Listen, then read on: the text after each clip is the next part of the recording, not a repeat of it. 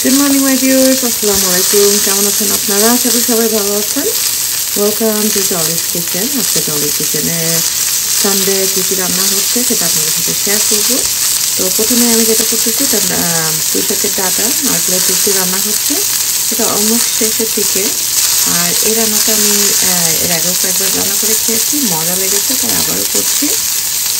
আর এখানে আমি পুঁই শাক দিয়ে ডাল করলাম, সাথে কয়েকটা লাউয়ের পাতাও দিয়েছি, বাট মোস্টলি হচ্ছে পুঁই শাক এন্ড ডাল। এটা খেতে খুবই মজা। এটাও হয়ে গেল। পটল ছিল, পটলটা ভর্তা করবো। তো ভর্তা করার জন্য আমি পটলটা একটু ভেজে নিচ্ছি। তো এটা মাত্র শুরু করেছি, এটা ভাজা হয়ে গেলে তারপরে পেঁয়াজ ভেজে শুকনো মরিচ ভেজে আমি এটাকে ভর্তা করবো। এখানে চিকেন ভোনা হচ্ছে আলু দিয়ে, এটা অলমোস্ট হয়ে এসেছে। সাথে একটু ঝোলের পানি দিতে হবে। এটা হলো চিকেন দিয়ে আলু। এখানে করব পটল দিয়ে ডিম। তো এটা এখন হলুদ আর লবণ দিয়ে মাখিয়ে রেখেছি, এটা ডিম দিয়ে তৈরি করব। সাথে নারকেলের দুধ দিব। আর নারকেলের দুধ দেওয়ার জন্য আমি এই যে প্যাকেটের নারকেলের মিল্কটা যেটা আছে এটা ইউজ করব। তো এটা খুবই মজার একটা খাবার। এই রেসিপিটা আমি স্টেপ বাই স্টেপ শেয়ার করব। তো এটা আমি কীভাবে করেছি সেটা অবশ্যই আপনারা দেখবেন, এবং খেতে খুবই মজা। আর ডিমটা আস্ত না, ডিমটা ফেটে নিয়েছি। এটাকে আমি অমলেটের মতো করে এটাকে স্কোয়ার স্কোয়ার করে কেটে তারপরে আমি পটল দিয়ে রান্না করব। খেতে খুবই মজা।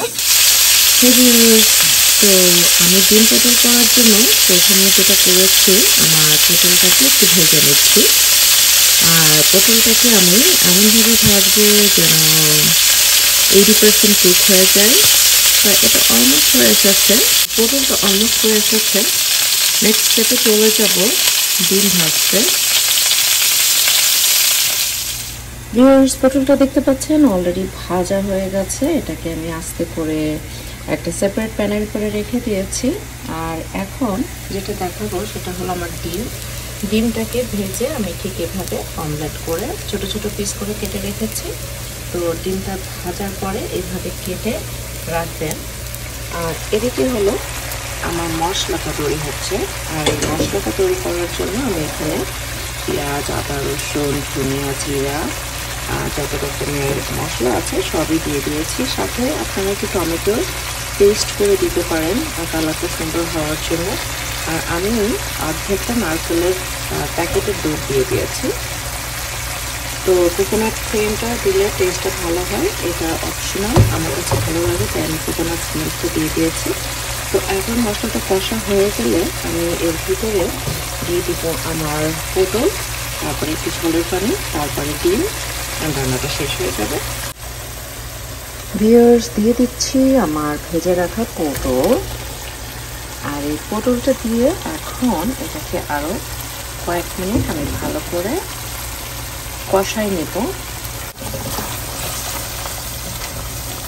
দেখতে পাচ্ছেন এটাকে আমি another 5 minutes কষে নিব ভালো করে। আর আমি পটলটা দেখতে পাচ্ছেন আস্ত রেখেছি, এটা কিন্তু মাঝখান থেকে আমি কেটে নিইনি, কারণ এটা যেহেতু আমি আস্তই রান্না করতেছি তো আস্তটা বেশি ভালো লাগবে। আর মশলাটা দেখতে পাচ্ছেন একদম ঘন ঘন হয়েছে, আর ঘন ঘন হয়েছে কারণ একটু কোকোনাট মিল্ক দিয়েছি এই জন্য। তো এখন এটাকে আরেকটু ঢেকে 5 মিনিট সিদ্ধ করব, তারপরে ঝোলের পানি দিয়ে দেবো। এখন ঝোলের পানি দিয়ে দিয়েছি।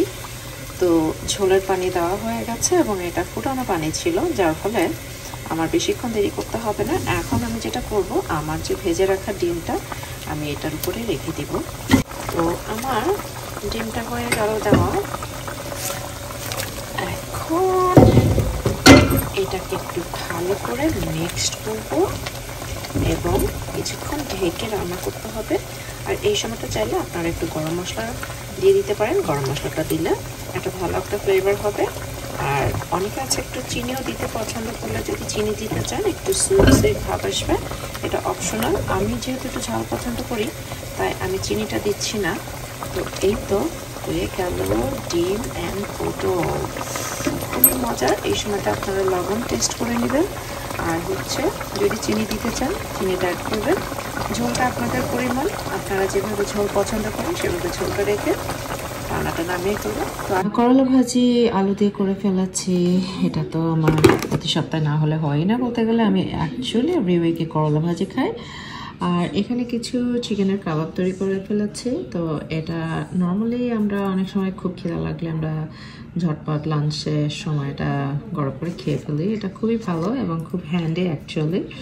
এখানে মুরগি আলু দিয়ে ঝোল করে ফেলেছি।